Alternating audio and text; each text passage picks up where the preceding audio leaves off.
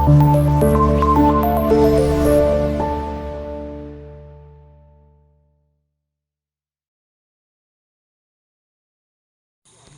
The Lord.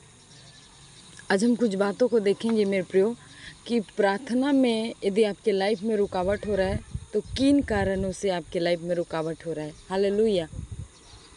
पहली जो बात है जो हम आज सीखने जा रहे हैं वो है अविश्वास। हम जानते हैं कि कई बार हम प्रार्थना तो करते हैं लेकिन हमारे अंदर विश्वास की कमी होने के कारण हमारा प्रार्थना सुना नहीं जाता और ये रुकावट है एक प्रकार का। हालेलुया। यदि हम याकूब 1:6-8 में देखेंगे तो जो मनुष्य सोचता रहता है कि मुझे प्रभु से कुछ मिलेगा या नहीं, ऐसा मनुष्य दुविधा में है और उसे ये नहीं सोचना चाहिए कि उसे कुछ भी प्रभु से मिलेगा, क्योंकि वो अपने मन में अस्थिर रहता है और परमेश्वर पर भरोसा नहीं रख पाता। तो इस तरह से याकूब हमें बताता है कि अविश्वास के कारण प्रार्थना नहीं सुनी जाती। हालेलुया। यदि आप अभी तक कई प्रकार से आप प्रार्थना कर रहे हैं और आपको अब तक लग रहा है कि मेरे प्रार्थना को कोई नहीं सुन रहा है, तो ये आपके अविश्वास के कारण है। हालेलुया। इसलिए मेरे प्रियो विश्वास करें, क्योंकि परमेश्वर विश्वास के द्वारा सब कुछ करता है। दूसरी बात हम देखने चाह रहे हैं व्यक्तिगत पाप। कई तरह से यदि आप परमेश्वर को जानते हैं और आपके जीवन में पाप है, पाप जो है हमारे लक्ष्य से हमको अलग करता है, प्रार्थना में रुकावट करता है। और जो रुकावट है प्रार्थना में वो सबसे बड़ा वो है अहम, जो उसका कारण है वो पाप है।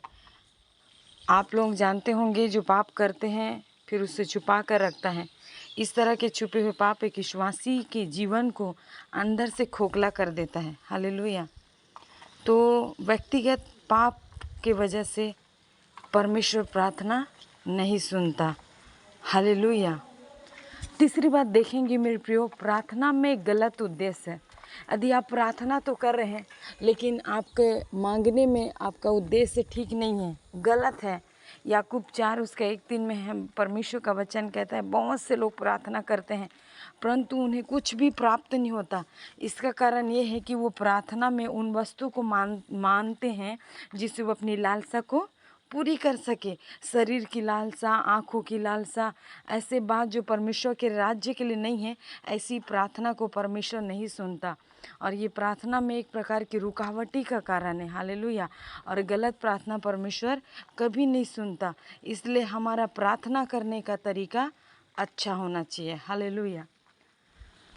चौथी बात देखेंगे मन में छुपी हुई मूर्ति। यदि हम यहेजकेल 14:1-3 में देखेंगे, इज़राइल के अगुवों से कहता है कि तुमने अपने दिल में मूर्तों को छुपा रखा है, इस वजह से मैं तुमसे बात नहीं करूँगा और ना ही तुम्हारी बातों को ध्यान दूँगा। हालेलुया। मूर्ति प्रार्थना में रुकावट का एक बहुत बड़ा कारण है। ऐसी मूर्ति जो प्रकट रूप में मूर्ति नहीं परंतु छिपी हुई मूर्ति है। हालेलुया। आप सब मूर्ति पूजा के बारे में जानते हैं, विश्वास करती हूँ कि आप ये सारी चीज़ नहीं करते, लेकिन कहीं ना कहीं अपने जीवन में एक ऐसी मूर्ति को जगह दे रखी है जिसने परमेश्वर की जगह ले ली है। हो सकता है आपका मोबाइल हो सकता है और कहीं ना कहीं आपके लाइफ में ये सारी चीज़ है। हालेलुया। इसलिए मेरे प्रियो आप प्रार्थना करें, सच्चाई से खुदा को पुकारे। हालेलुया। पांचवी बात हम यहाँ पर देखेंगे, क्षमा ना करने वाला मन। कई बार हमारा आत्मिक लाइफ ठीक रहता है, हमारा जीवन ठीक है, हम परमेश्वर के वचनों में चलते हैं, उसके वचन को मानते हैं, लेकिन हमारे हृदय में यदि क्षमा नहीं है तो ये भी हमारा प्रार्थना का एक रुकावट का कारण है, मुख्य कारण हो सकता है। हालेलुया। क्योंकि यीशु मसीह यही सिखाता है प्रार्थना से पहले कि यदि कोई तेरे खिलाफ़ किसी ने कुछ गलत किया हो तो उसको क्या करना है, क्षमा करना है। तो मेरे प्रियो प्रार्थना यदि आप कर रहे हैं लेकिन आपके अंदर क्षमा नहीं है तो ये भी प्रार्थना में रुकावट डाल सकता है। हालेलुया। परमेश्वर आपको आशीष दे। जय मसीह की।